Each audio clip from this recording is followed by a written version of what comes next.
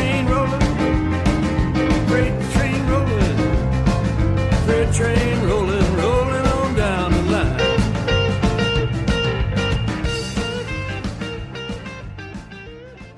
Welcome to this week's episode of CounterPunch Radio. I am your co-host today, Joshua Frank.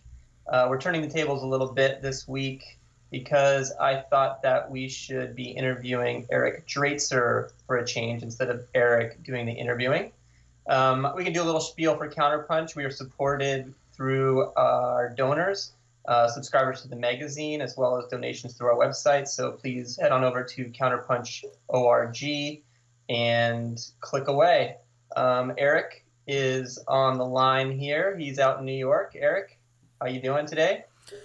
Not bad, Josh. Thanks for having me on the program. Really appreciate that. Just sitting here waiting for snow, waiting to get out the old snowblower and kill myself clearing out a long-ass driveway. Well, you're the one that moved from Southern California, so no hard feelings, right? Semi-hard feelings. So I thought that we would do a little podcast today to talk about Venezuela. It's obviously something that's hot in the news. And you recently wrote an article for CounterPunch called Venezuela, A Revolution That Will Not Die. Oh, that's an older piece, isn't it, Eric? That's an old piece, actually. That's one of the pieces that I had written in December of 2015 from Venezuela. I published a series of pieces for CounterPunch when I was reporting from Venezuela. That was one of them. But my recent piece was called Trump's Coup in Venezuela, The Full Story. I think that's the one you're thinking of. Yeah, but let's go back to that other piece really quick, and let's talk about that trip to Venezuela. I actually was in Venezuela at around 2004, 2005, during the height of the Bolivarian Revolution, and had a really great time touring Caracas and some of the barrios, seeing firsthand some of the economic programs that were in place, going to some mercados, some of the local stores, got to go to a medical facility, and really saw what the programs were doing for a lot of the more impoverished people. And you went there a little bit later, right? You were there just a couple of years ago, is that right? Yeah, December of 2015, I was there as part of a group of leftists out of New York who went down there for the elections in December of 2015, which, looking back, and even at the time, it was pretty clear that they were fairly historical because it was the first election since the ascendance of Hugo Chavez that the PSUV, that's the Socialist Party, the party of Chavez, did not win in the elections. And so that was sort of the re-emergence of the right wing as a powerful force in the National Assembly, which plays very much into what's happening there today. Yeah, can you talk about that a little bit? I know that you went down there to monitor the elections sort of as an outsider and an impartial witness to what was going on. What did you experience? What did you see?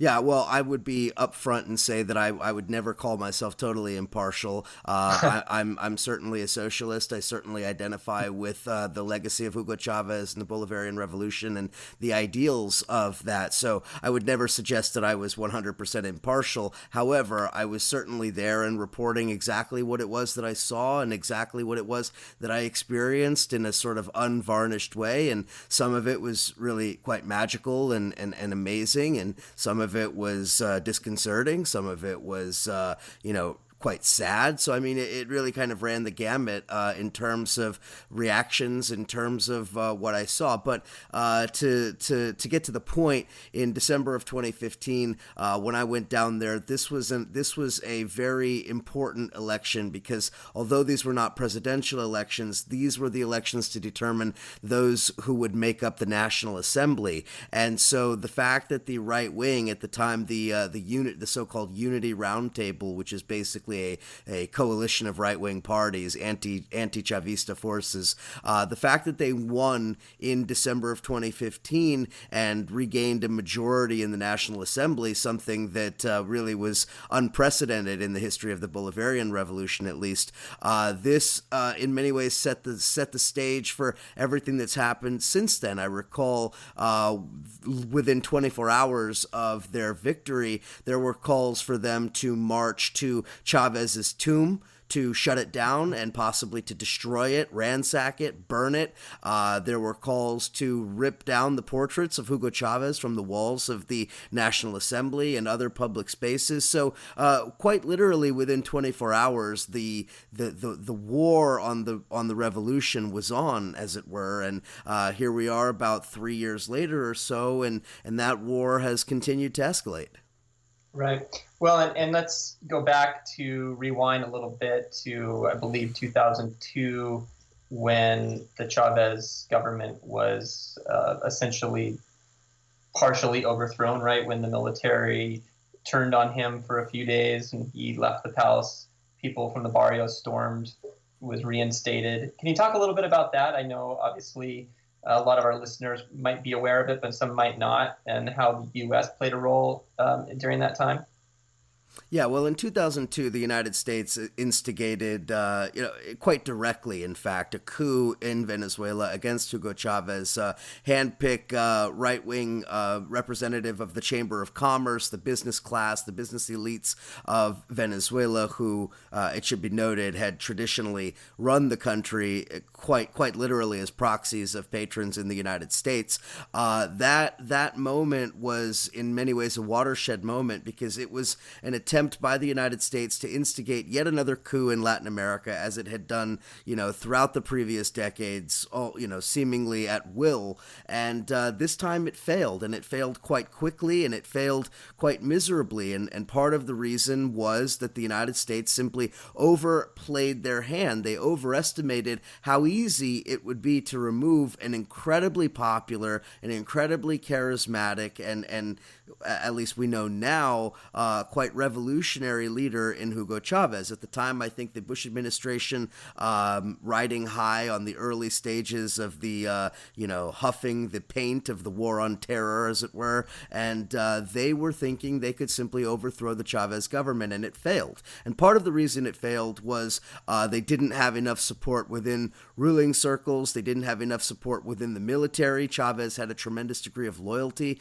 He came up in the military, of course, so he was in many ways able to rely on some of the forces that the United States believed would instigate the overthrow. So, but the real story was the popular mobilization. Millions of Venezuelan people, ordinary working class people, turning out into the streets, quite literally shutting the country down until Chavez was returned to power. And he did return to power very, very quickly. And that went down as I said, quite a historical moment, but one that really signaled that the Bolivarian Revolution, not just Chavez as an individual, but the Bolivarian Revolution was here to stay. And it also had the effect, I think, of radicalizing Chavez to the point where he understood that the kinds of changes that he wanted to see and he wanted to be part of implementing and moving forward, that they were not going to be implemented in a gradual reformist way, that radical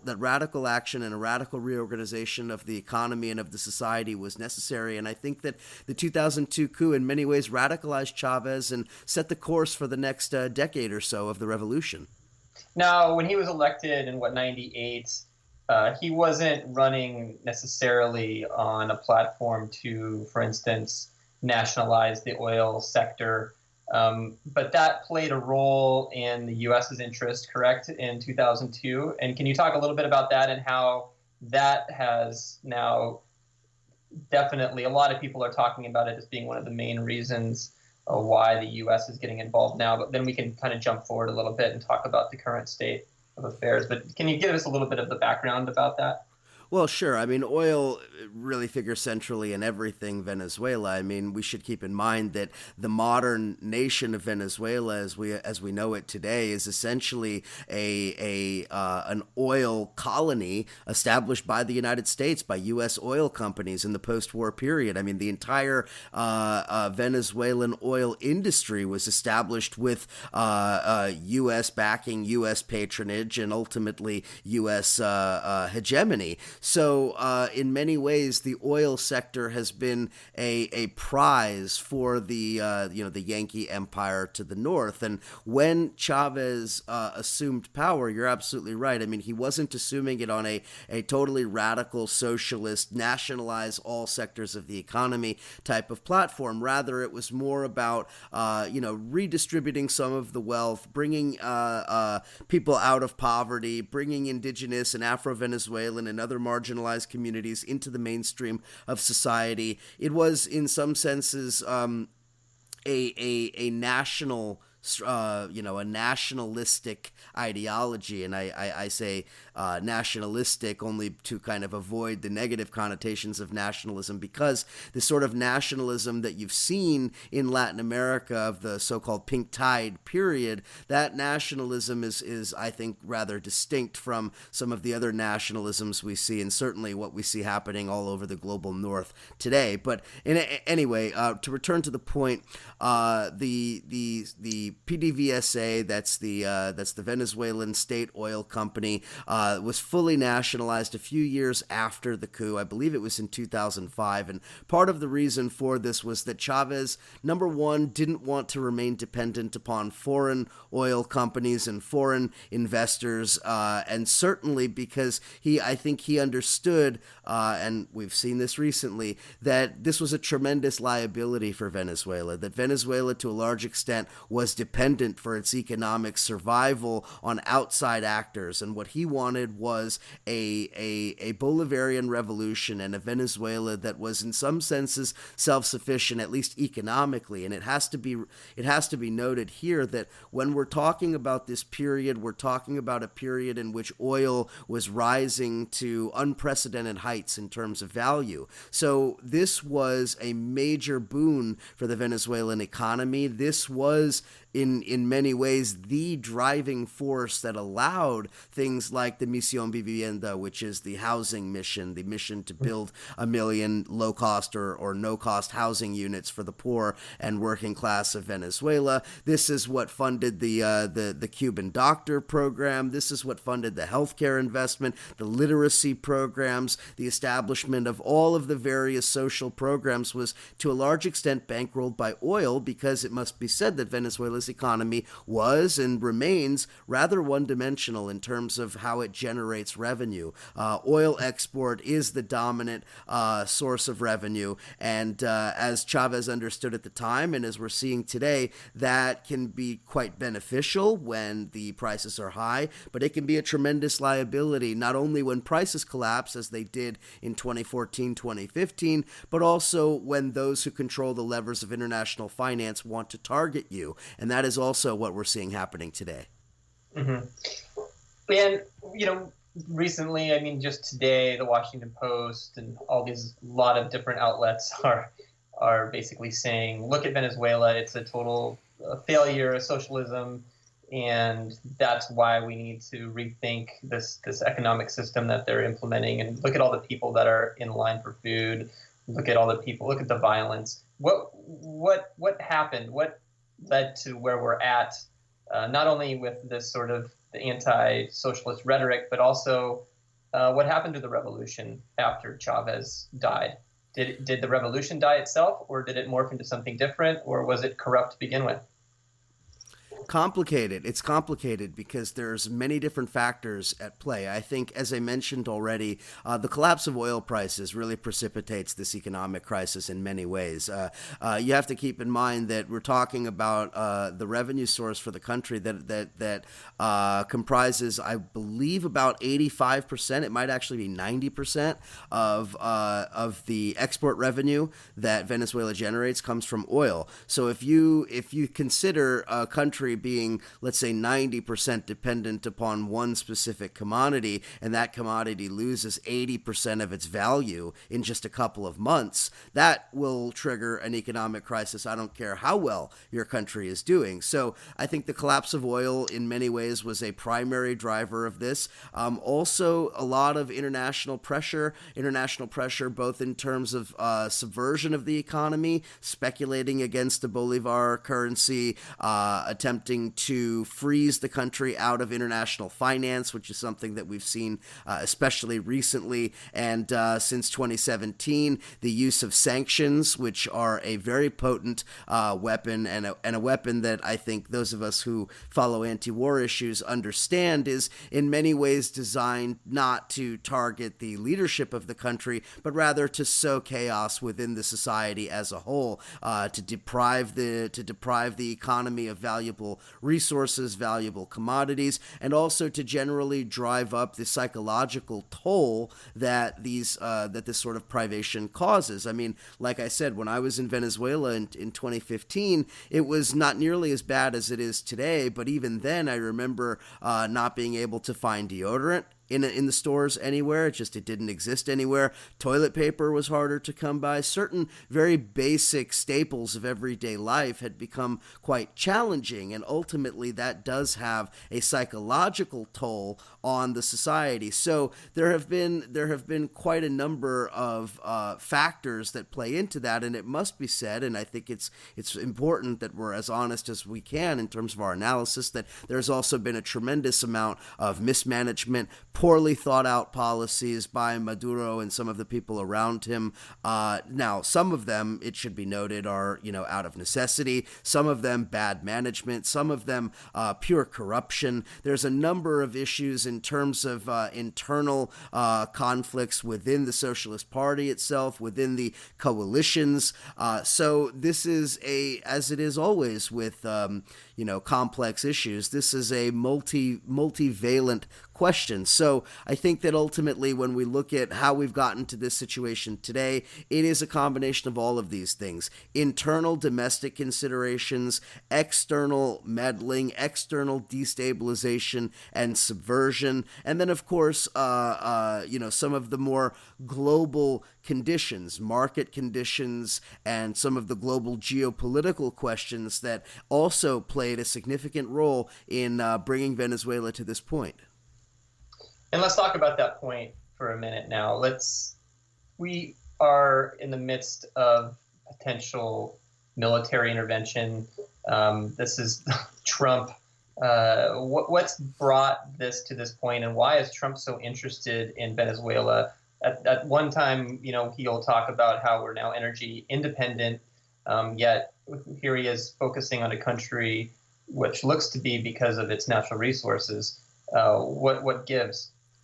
Well, it is interesting, and it's in some senses it would seem almost contradictory, but I don't think it is. I think that there are a number of factors to consider here. Yes, the United States is increasingly becoming energy independent and becoming a net exporter of oil. If you follow the oil industry news, it's almost literally every single day you're hearing about new discoveries in the Permian Basin in Texas, fracking and new fracking technologies which are going to make it cheaper, more efficient, etc. New infrastructure being developed in the form of pipelines, in the form of new ports like at Corpus Christi, which is now going to be able to accommodate the, what do they call them, the new generation of supermassive oil tankers. So the United States is very much pushing in the direction of becoming an exporter of oil and a dominant player on the global market. So it would seem then that the desire for something like Venezuelan oil, which itself is, very heavy tar sand sort of oil, which requires a different, sometimes more intensive refining process, that it would be somehow less appealing to the United States. And in one sense, I think that's true. But in another sense, I think that it's not so much the oil itself as it is leverage and control over the Venezuelan oil sector. In other words, Venezuela, which is a major supplier to the United States, has some degree, or had some degree, of political leverage because of its U.S. subsidiary of Citgo and because of its major position within international oil markets. Now, if you are to, say, institute a regime change, or even, say, if you are to use international finance muscle, you can do quite a lot to control the Venezuelan economy. And in fact, that's what's happened. I wrote in my piece that we mentioned at the outset of this conversation about the fact, and quite little mentioned, I think, by most analysis of Venezuela, the fact that as Venezuela was entering into the most critical phase of this ongoing economic collapse, it sought new financing, new loans that could bridge it from 1 month to the next, 1 quarter to the next. And because the United States, and by the way, we should note, under both the Obama and Trump administrations, because the United States had so aggressively targeted, sanctioned, and attempted to isolate Venezuela, it forced the Maduro government to look to outside parties, and in particular Russia. So what Venezuela did was it basically made a deal with Putin and Putin's government to sell, in exchange for $1.5 billion as a loan, to sell 49.9% stake of Citgo, which is the U.S. subsidiary of Venezuela's national oil company.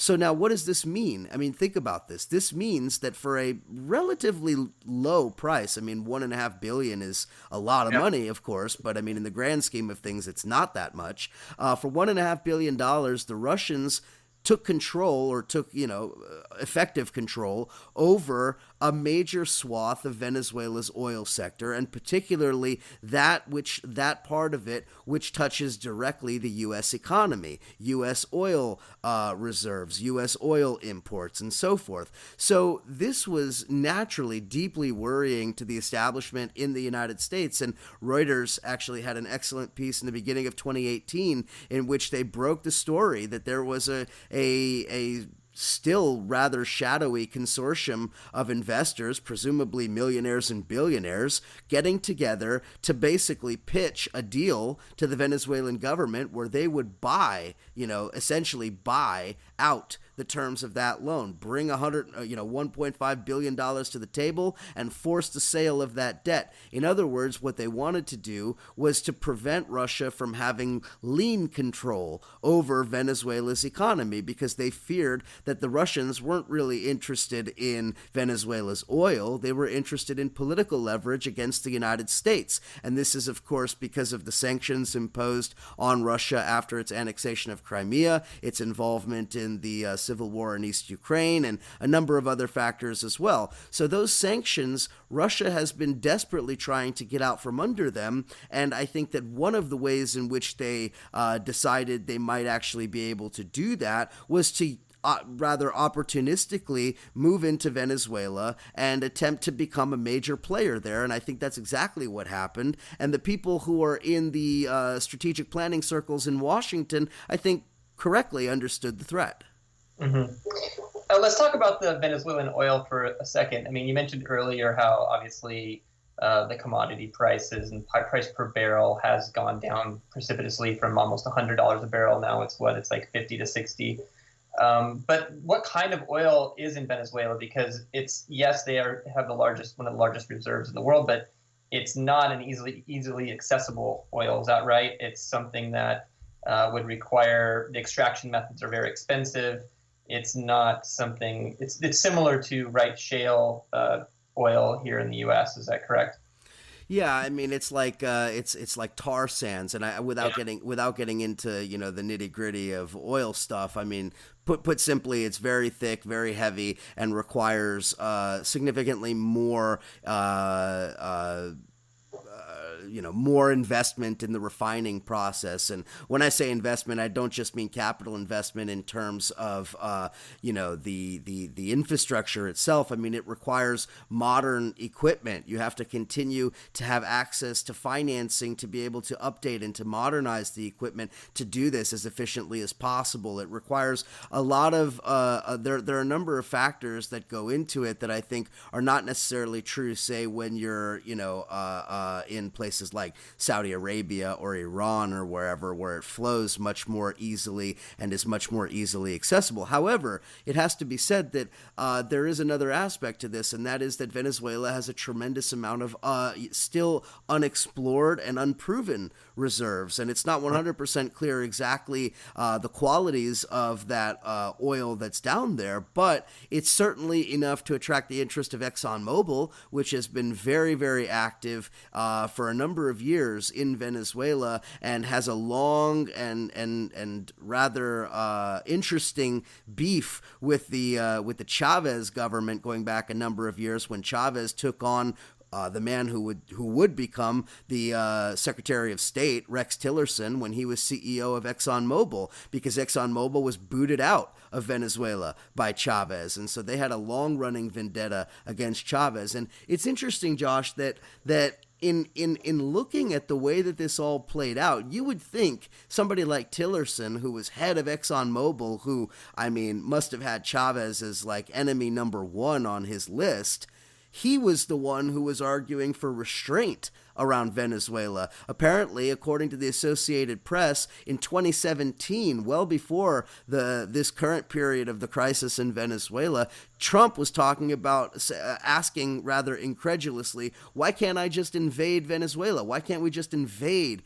Venezuela? And according to the Associated Press, which named, cited at least multiple people who were in the room, it was Rex Tillerson and H.R. McMaster, the former national security advisor, very much a representative of the Pentagon and Pentagon-style thinking. It was those two, an oil man and a Pentagon man, who were absolutely stunned and basically said that this is an impossibility, that you can't do that it would be absolutely insane to do that. So there's sort of an irony here that an oil man and a Pentagon man were the voices of restraint. And now that they're gone and they've been replaced by, I mean, really like the most unhinged kind of lunatics that you could ever put into these positions. People like John Bolton as now the national security advisor in place of McMaster, and of course Mike Pompeo, the messianic lunatic in charge of the Secretary of State, who replaced Tillerson.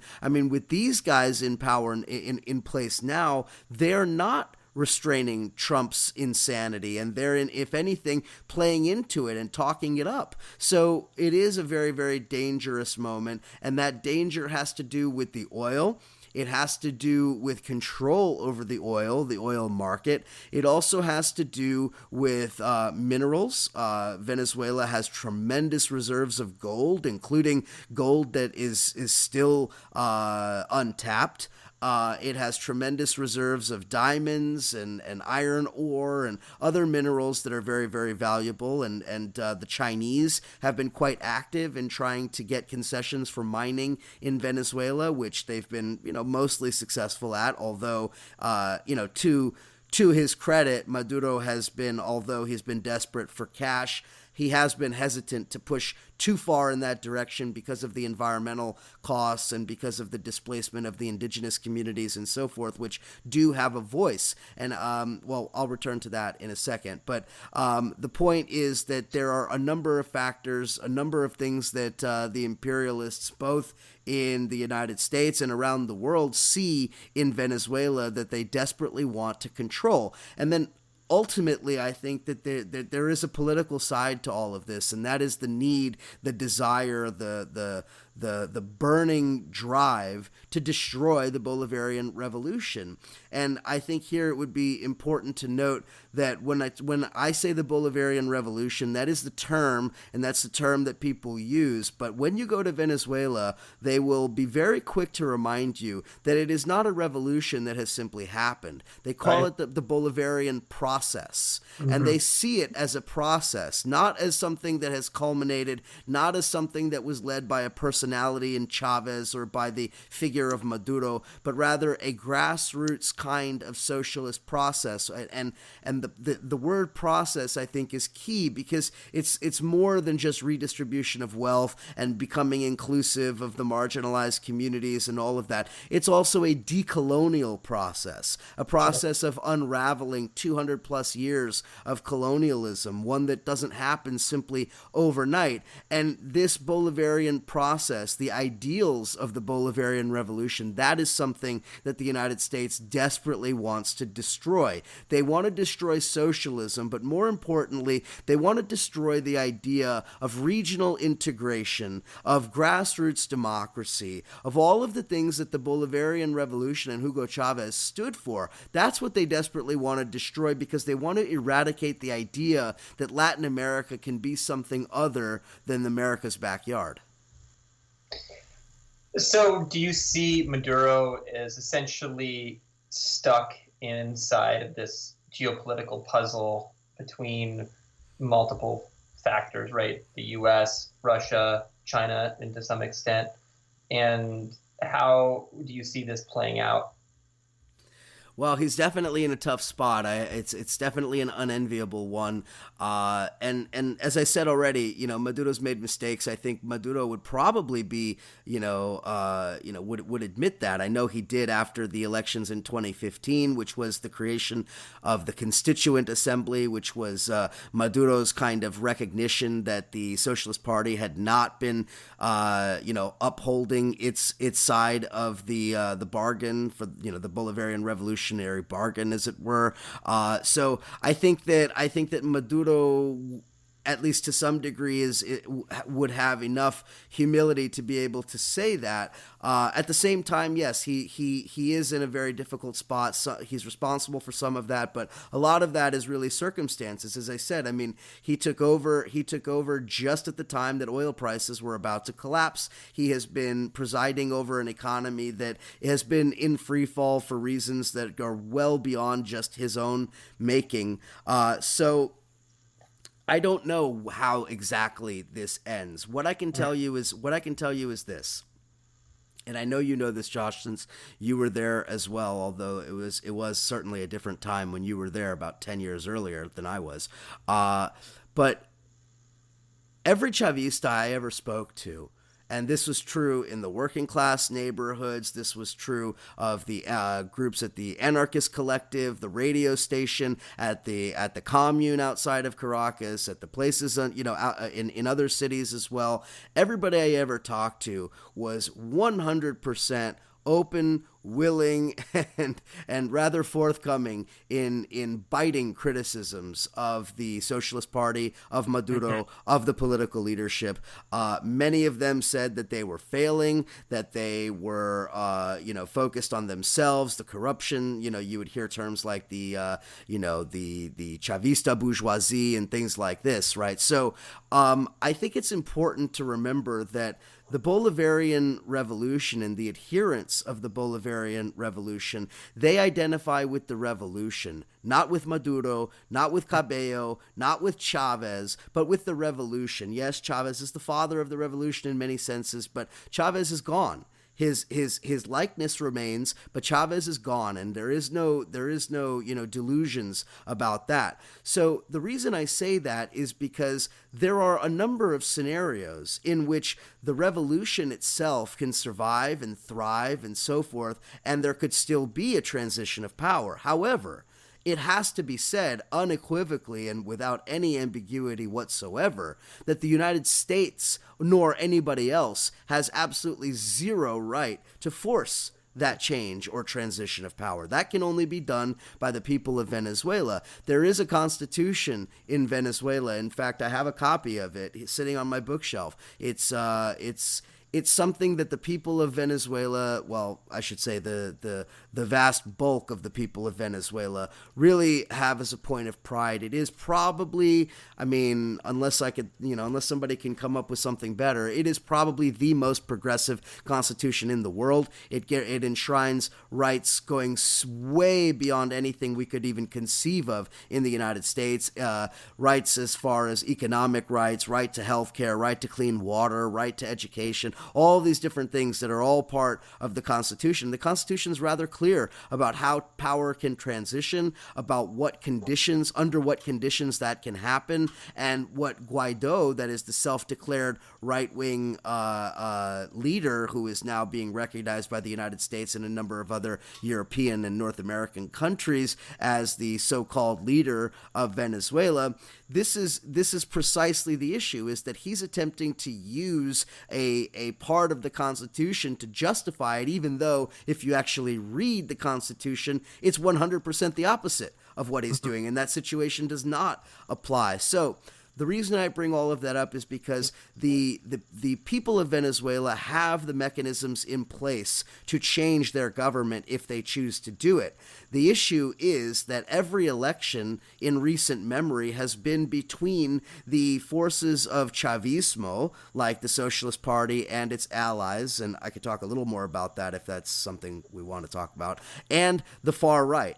So it's been somewhat of a Hobson's choice for a lot of people. So in 2015, when the right wing won, part of the reason they won, I would say really the determining reason that they won, was not a desire to have them in power. It was a protest vote against the Chavismo. It was a protest vote not even against Chavismo, but against Maduro and the Socialist Party. I mean, this was what the anarchist group, when I went and visited an anarchist collective outside or in Caracas in one of the working class neighborhoods, this was what they were talking about. These were Chavistas. These were people who supported Chavez, support the Bolivarian revolution, but by 2015 had become rather disillusioned. Now, I disagreed with the non-participation because of the stakes, but again, I'm not Venezuelan and I'm an outsider, so I kind of tried to keep my opinion to myself to whatever extent I could. But that was a rather common position, that they were so disgusted with the corruption and the breakdown and all these other things that they weren't coming out and supporting Maduro in the way that they would normally have done. The other thing that should be kept in mind, too, is the campaign of targeted assassinations that have been taking place over the last 15 years. One reason why people often ask, well, if Maduro, if Maduro doesn't necessarily, want to make himself into a, authoritarian dictator, then why doesn't he just step aside for new, younger leaders to emerge? Well, one of the reasons is because a number of those leaders who were up and coming and were emerging have been assassinated. One famous one, Robert Serra, who was seen by many and called by many to be the young Chavez or the next Chavez. This was a charismatic, energetic, beloved figure in the working class neighborhoods. He was murdered. And that assassination has been tied directly to the former president of Colombia, Alvaro Uribe, and the networks that he runs. And he is, of course, directly connected to the Clintons and Bush and the Washington consensus. So there is also there's many dynamics to the story in Venezuela that have to kind of you have to kind of parse through all of them to understand a very complicated political story there. So, to get back to your question, Josh, I don't know how this is going to play out. I would, at this point, at this stage of crisis, I wouldn't want to see any kind of a forced transition because of what that would ultimately mean. You would be inviting civil war in Venezuela under those conditions. There needs to be some kind of a mediation process, whether that is by an international force like the UN or, neutral parties or whatever that could be. That's likely what's going to happen. The problem is that every element that has been suggested by the both the Maduro government and its allies internationally has been rejected by the United States. They don't want the United Nations or the Vatican or any of the other forces that have already volunteered to come in and mediate this process. What they want is they want to control and effect a regime change. That's why they use the Organization of American States and the so-called Lima group, which is based basically a right-wing Latin American grouping.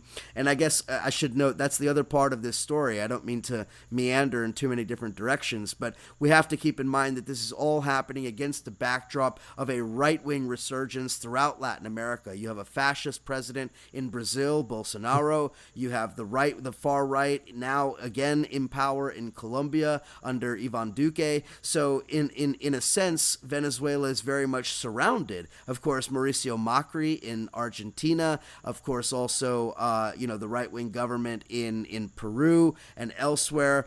Really, only Mexico at this point is the outlier in recent years. Mexico, with the election of AMLO, has kind of gone in the other direction. But every other country in Latin America has moved far to the right. And this has also isolated Venezuela and cut Venezuela off from some of the political backing that it had recently. I mean, when international forces like the Brazilian government and the Bolivian government and the Ecuadorian government and elsewhere, where they would come to the aid of Venezuela, they are now part of the pack of wolves attempting to dismember it.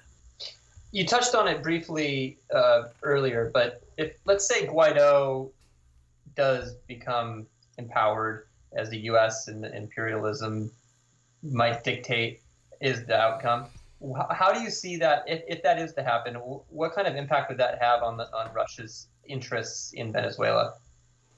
Well, potentially. I think Russia would be ejected from Venezuela. I think that would probably be one of the first things that would happen, and part of the way that it would happen would be I would guess a rapid and rather sweeping privatization program, a privatization program that would seek to undo all of the nationalizations that Chavez had undertaken. I think the oil sector would, of course, be the first one on the chopping block, and my guess, and I mean, I would probably need to speak to some, legal experts and trade people and so forth, but my guess would be that they would move to invalidate that loan, invalidate the Russian claim, and do so perhaps under the auspices that the Russians coerced an illegitimate government. I don't know what pretext they would use, but I imagine that that the Russians would find themselves ejected from Venezuela, because I think that would be probably at the very top of the priority list for Bolton and Pompeo, who are, unreconstructed Cold Warriors in many ways. Since this revolution, the Bolivarian revolution, is beyond Maduro, that it's actually a long-standing movement that will go on in the future, do you see that being the case no matter what the outcome of this is? Meaning, let's say Guaido becomes empowered, but what if there's not food back on the shelves? What if, things are still where they're at today? What kind of reaction do you think that you would see in Venezuela? Would it be war, or would it be more, bickering and back and forth? And would other, interests become more involved in the area? Well, I personally don't think that those aspects of the economic crisis would continue. I think that what would happen is the sanctions would be lifted. The spigots of international finance would once again flow, and all of a sudden, magically, the oligarchs who control things like food and beverage distribution in Venezuela, the CEO of Polar, for example, who is one of the most powerful people in Venezuela, who controls much of that infrastructure, they would also open up the floodgates. All of a sudden, quite by magic, I think, almost as if by magic, shelves would be restocked and goods would be available. So in that sense, I think that the right wing would be counting on a return to normalcy would then legitimize their rule. Unfortunately for them, and I think as you're kind of alluding to, Josh, I think you're alluding to, I don't believe that it would be quite so simple for them, because you have more than 1 million people, and I don't know what the number is. I know what the number was at one time, but we can't assume that it is still that way today. But certainly you have hundreds of thousands, if not millions, of Chavistas, that is, people who are not only committed to the Bolivarian Revolution, committed to socialism, but committed to the vision of Chavez in quite directly, who are armed and who are prepared to defend their hard-won, hard-fought gains. So what I think you would see is you would see localized and then perhaps also generalized struggles over very concrete and material issues. So the oil sector, for instance, is something that's pretty big, and most people do not necessarily encounter it on a day-to-day basis. But what you would also see, and Guaido has even talked about this, I think you would see rapid privatization of the public housing sector. Of all of that public housing that was built by Chavez and Maduro's governments, I think that would then be moved to privatized.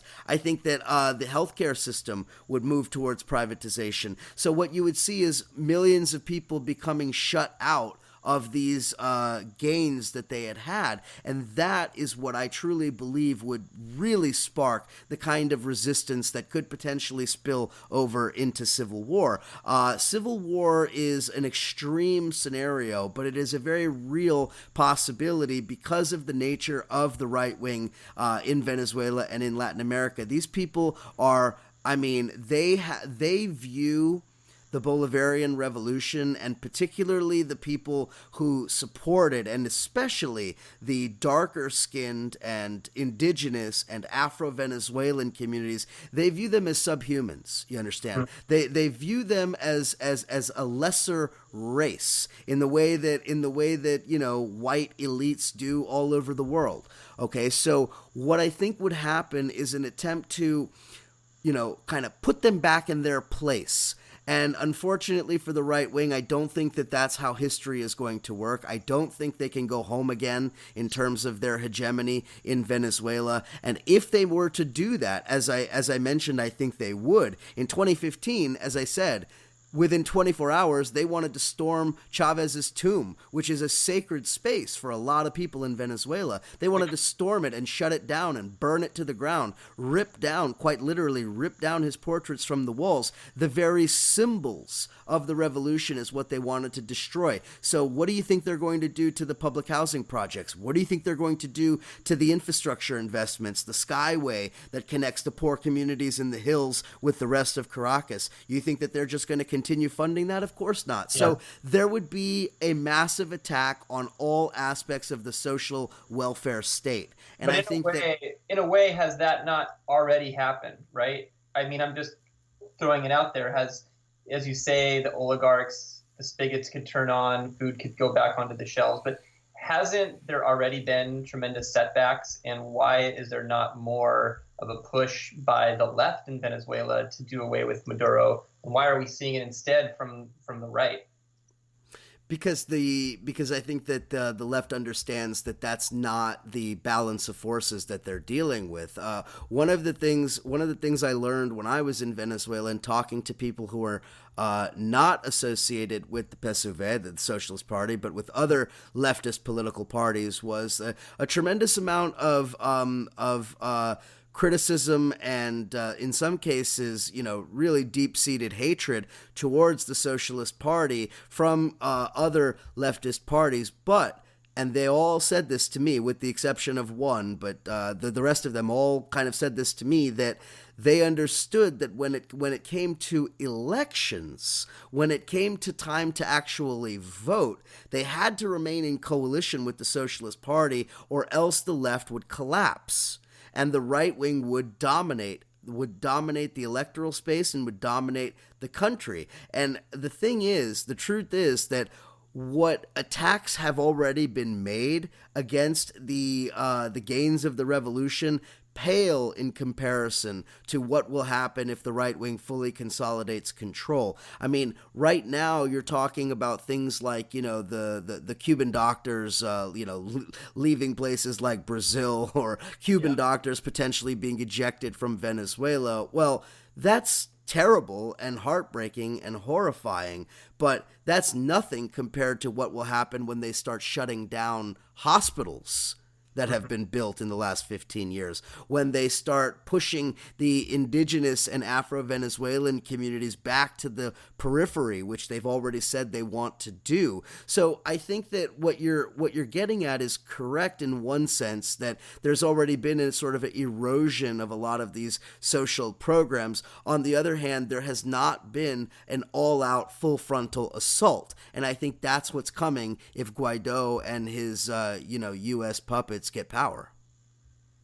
And frankly, this is not conjecture. If you want an example of what that would look like, take a look at Honduras today. Honduras today is exactly the fate of Venezuela if it goes in that direction. You had a left-wing president removed by by Obama, but in particular by Hillary Clinton and her people who provided cover for a right-wing coup. That's now 10 years ago. And in the 10 years since then, the country has been reduced to quite literally one of the most dangerous places on earth, but also a U.S. military stomping ground, a U.S. narco stomping ground, and a place where workers and students and peasants are killed, on the streets every single day just for protesting. And that's the thing in Venezuela. And the stakes in Venezuela are perhaps even higher because the amount of resources compared to Honduras, right? Yeah, exactly. And on top of that, the fact that the people of Venezuela have had 20 years of freedom.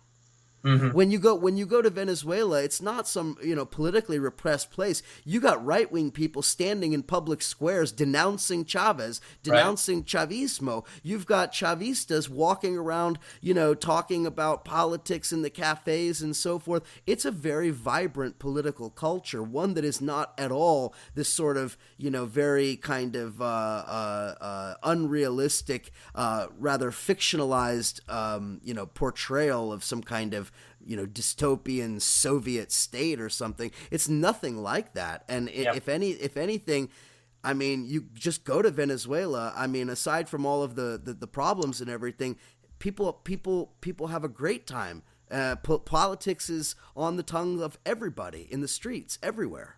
Oh, when I was there, I talked to Chavistas, I talked to people that hated Chavez, and all of them were willing and excited to share their opinions. Yes. It was a very free and open dialogue, and felt extremely democratic, especially compared to the U.S. Absolutely. In many ways. In the squares in Caracas, one of them was called, I think it was called Speaker's Corner or Hot Corner or wherever. I think that's what it was called. People would just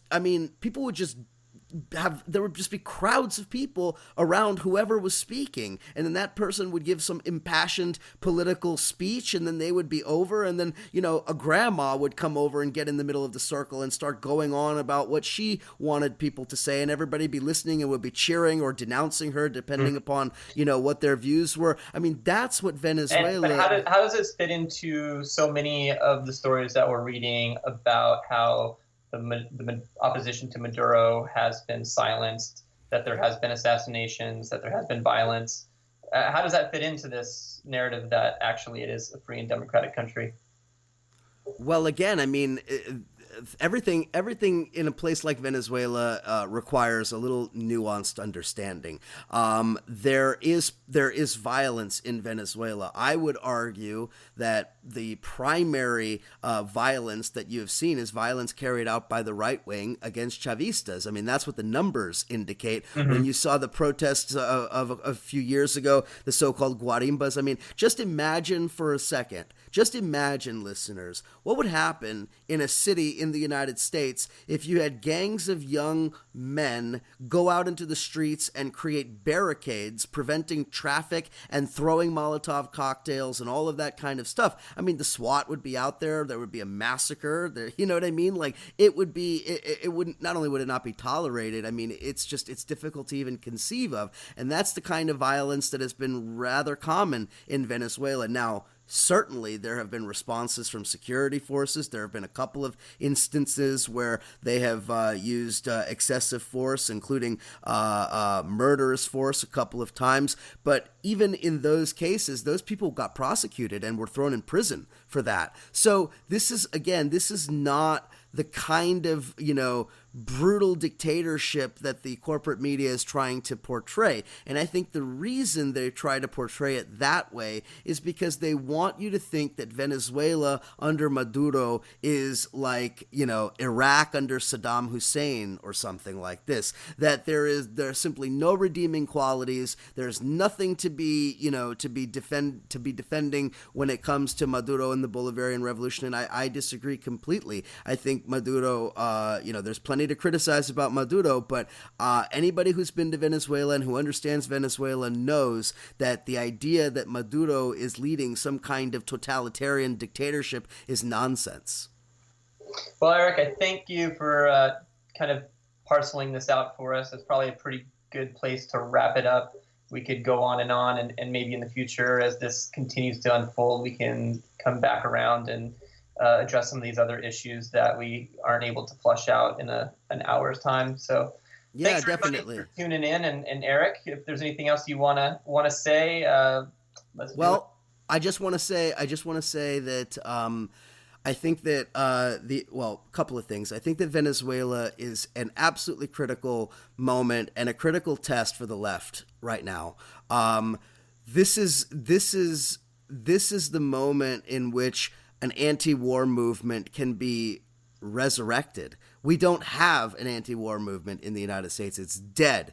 What we had, 10, 15 years ago it's a distant memory now. And what's happening with regard to Venezuela, this is our opportunity to rebuild an anti-war movement, one that is truly anti-imperialist, one that is principled, and one that recognizes its own importance. Maduro himself noted in a speech of about a week and a half ago how he saw protesters on the streets in the United States and how much that, kind of warmed their hearts, as it were. I mean, that's not the phrase he used, but people do watch. People do recognize when the left does organize itself and does speak out. And I think it is really vital that we do that in each of our towns, in each of our communities, in each of our cities. I really think that it's time to mobilize and to mobilize around this issue, because remember that, like I said, this is a process, and this process involves millions of people,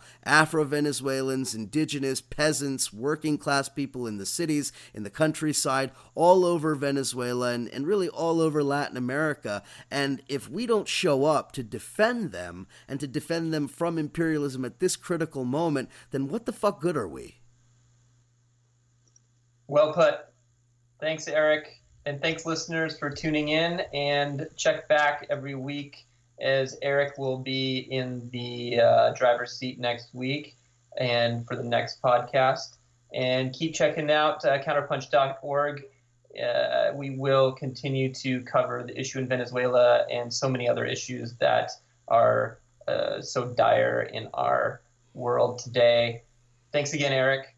Thanks, Josh. Thanks, listeners. Talk to you all soon.